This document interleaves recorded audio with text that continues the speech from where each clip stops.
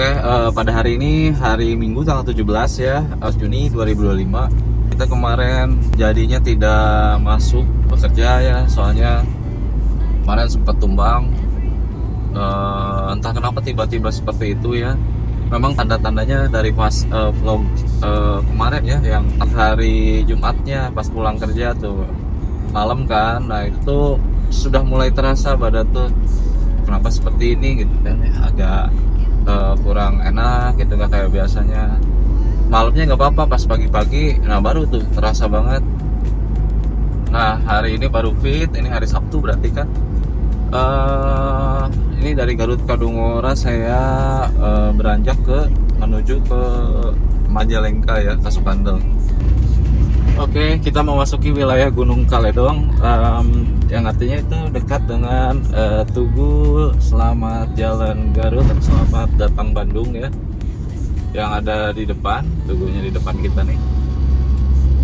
Selamat jalan. Nah ini perbatasan, Tugu perbatasan Garut Bandung. Sini ada teman masa kecil saya, masa waktu masih sekolah menengah pertama ya, di sebelah kanan tuh. Pas Tugu banget ya. Rumahnya tuh sertifikatnya sebelah Garut, sebelah Bandung. Oke, kita memasuki wilayah Lingkar Nagrek ya, yang tentunya di sini ya nanjak terus. Ini menyiksa mesin ya. Jadi semua yang harus dilalui, kadang kita perlu tersakiti menjadi manusia.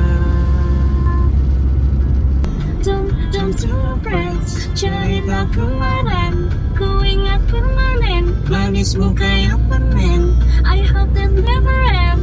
How can you be my friend and then be the Spider-Man? Sakit dadaku, ku mulai merindu. Ku bayangkan jika kamu tidur di sampingku, malam yang semu pejamkan mataku. Ku bayangkan tubuhmu jika dia pelukanku. Oke, kita masuk ke jalan bypass yang mau ke Parakan Kencang ya. Oke, kita akan motong jalan. Kita jalur rencana kita nggak lewat tol dulu, kita jalur bawah dulu aja. Oke, kita sudah putar arah ya, dari jalan tadi ya. Kita belok ke rute Parakan Kencang ya. Kita artinya motong jalan, jadi kita nggak ke Cileunyi dulu. Kayak ujung mata aja. Jadi kalau ujung mata kita lihat bundaran setir ini, kiri dan kanan ini masuk ke depan ya pasti masuk. Tapi kalau sekiranya ada di dalam lingkaran setir, objek yang di depan kita itu pasti gak akan masuk. Dipaksain juga pasti nabrak. Nah itu kuncinya sih. Feeling saya pertama percaya diri kalau di jalan sempit, kalau ada objek-objek kayak motor ada ngagokan gitu ya, Sundanya mah. Nah itu motor atau mobil gitu, atau objek pokoknya lah di depan kita, apapun itu yang tricky gitu ya, kalau dilewati ya itu bisa lihat lingkaran setir ini pakai ujung mata. Jadi kita mata tetap fokus ke depan, tapi ujung mata kita bisa lihat juga ke bawah sedikit gitu. Nah itu kalau sekiranya setirnya masuk ya pasti masuk. Itu tuh hal paling tersulit dan terakhir yang saya dapatkan ketika belajar mobil gitu. Itu nyambungnya ke feeling body. Saya dapetin feeling seperti itu tuh berapa, 1 bulan lah ada kali. Pertama-tama memang dari tahun lalu juga udah belajar sebetulnya mobil tuh, tapi manual. Nah itu yang manual tuh sulit banget ngejaga setengah koplingnya. Kalau kita lagi jalan kayak gini lancar mah nggak masalah, lepas kopling juga. Itu kalau pas lagi keadaan kagok ya, atau harus kita tiba-tiba mengerem dan berkendara pelan gitu pakai mobil manual, itu ada teknik namanya setengah kopling diinjak ya, supaya mobil tuh nggak mati, menjaga mesin tetap hidup. Nah itu paling susah, serius paling susah, dan saya nggak pernah bisa. Kalau pakai mobil sendiri sih kayak kejadian kemarin ketabrak bis juga oke lah gitu kan, perbaikannya juga bisa nanti gitu. Kalau punya orang kan nggak bisa gitu ya. Ternyata untuk pengoperasian udah bisa gitu kan, tidak takut lagi dengan setengah kopling karena tidak ada kopling di Matic. Akhirnya pembelajarannya lompat, jadi kita mulai ke feeling body, langsung ke feeling body kali, soalnya kalau di jalan sih udah lancar ya, kiri kanan udah bisa. Cuma triknya pas memang kita harus setengah kopling itu, nah itu yang suka agak pede gitu. Nah bab itu tuh di Matic udah loncat gitu, udah loncat, nggak ada lagi gitu, dianggap lulus aja gitu kan. Nah lanjut lagi ke feeling body. Nah untuk mendapatkan feeling body itu kurang lebih ya saya sebulan. Untuk memberanikan diri ke jalan sempit itu hampir 2 bulan lah. Ke jalan sempit, nanjak, jalan menurun curam. Nah itu tuh 1 bulanan lah ada. Nah itu 2 bulan itu pokoknya untuk memantapkan yang terhalang, materi yang terhalang itu kan. Pertama belajar mobil itu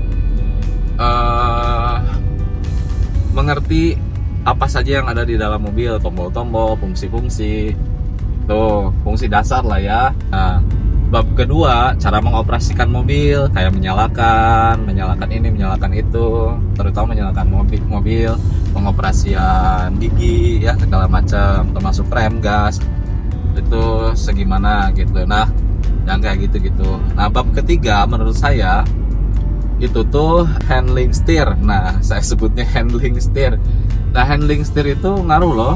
Dirasa jika belum terlalu mahir, itu feeling nyambung ke bab yang selanjutnya ya, feeling body pun nggak akan dapet.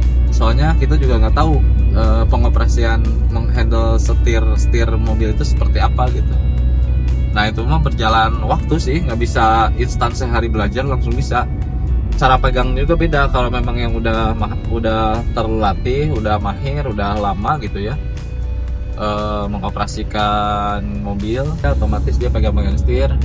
Itu tuh cara pegang setir tuh bukan lentur apa ya, jadi nggak terlalu keras gitu ya. Kalau bahasa Sundanya pepereket gitu ya. Jadi pakai tenaga pegang setir tuh kayak kita pegang kendali motor gitu ya. Kita pegang setir motor. Memang kalau motor agak pakai tenaga sedikit, mungkin karena memang ngejaga stabilitas gitu kan, biar stabil tetap. Nah kalau mobil sebetulnya stabilitas tuh nggak perlu dijaga karena kan 4 roda. Kalau 2 roda sih ya memang harus menjaga gitu kayak motor, biar gak jatuh kan dia.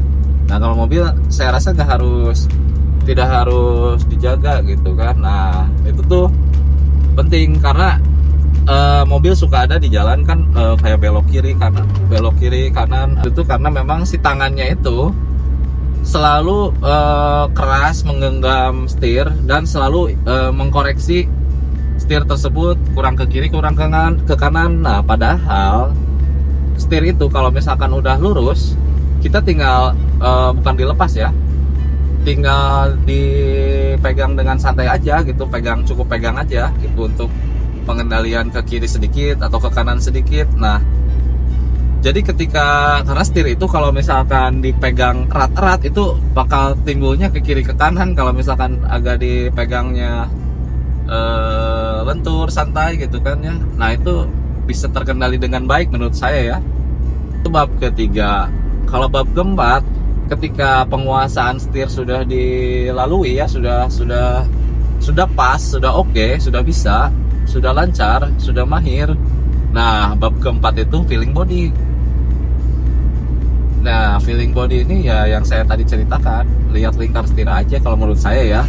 Nggak, entah mungkin teman-teman feeling bodinya beda-beda ya. Selain kita juga nggak bisa terpaku pada satu instrumen ya kalau misalkan di jalan raya seperti ini gitu kan.